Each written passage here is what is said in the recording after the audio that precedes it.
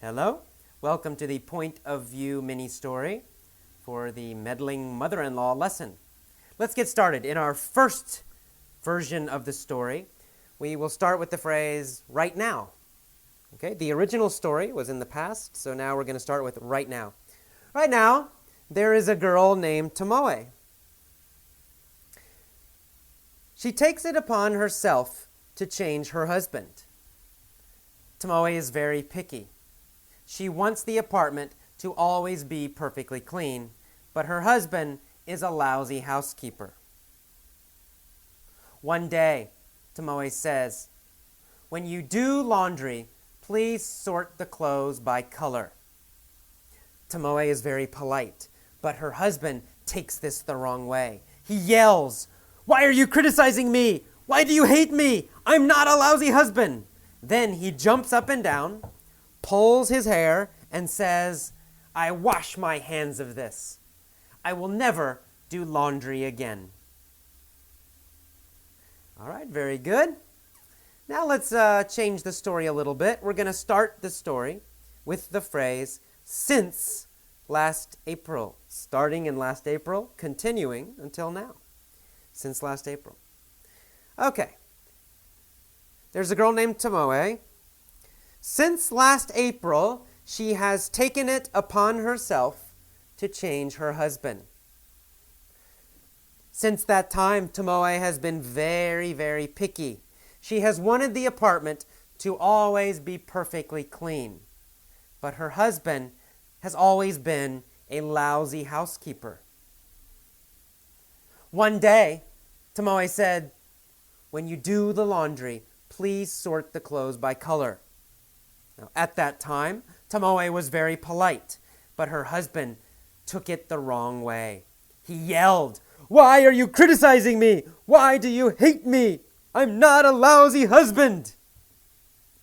Then he jumped up and down, pulled his hair, and said, "I wash my hands of this. I will never do laundry again."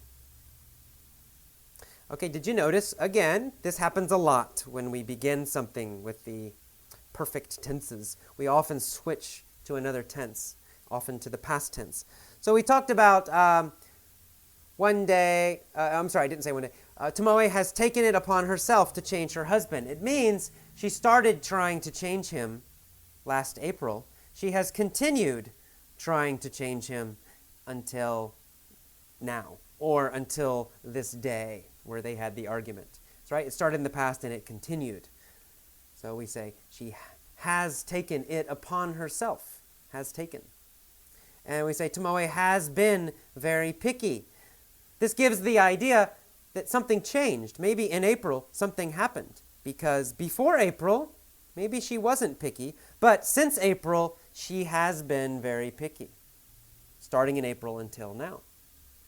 You get the idea. But then when I say one day, Tomoe said, okay, one day is your clue. One day tells you, aha, it happened and it's finished. So switch to the past tense. All right, and now let's do our little, we can imagine we're telling a story about the future. Maybe it's a movie idea. Maybe it's any kind of story. But that's going to happen. Here we go.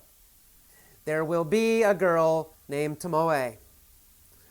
One day in the future, she will take it upon herself to change her husband. Tomoe will be very picky. She'll want the apartment to always be perfectly clean. But her husband will be a lousy housekeeper.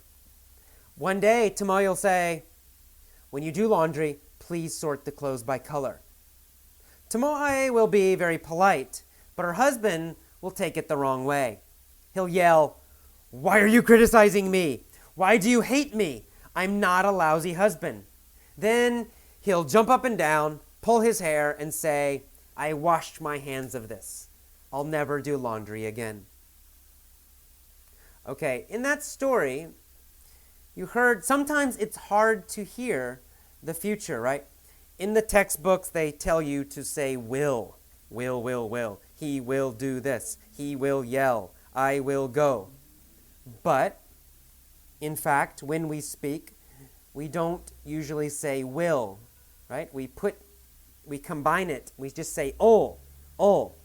There'll be a girl named Tomoe, right? There will be a girl. There'll be a girl.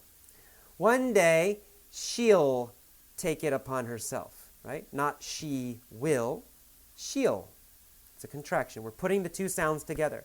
Tomoe'll be very picky, right? Instead of saying Tomoe will be very picky, we can say Tomoe'll be very picky, right? We cut off the wi. Instead of saying we just say ol.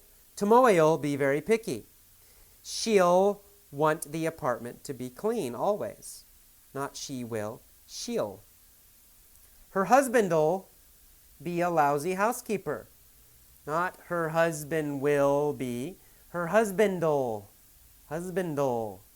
Okay? Now, this is not correct for writing. With writing, we don't usually say husband'll.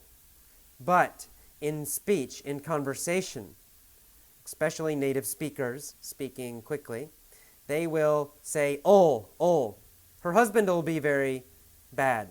Her husband will be a bad housekeeper.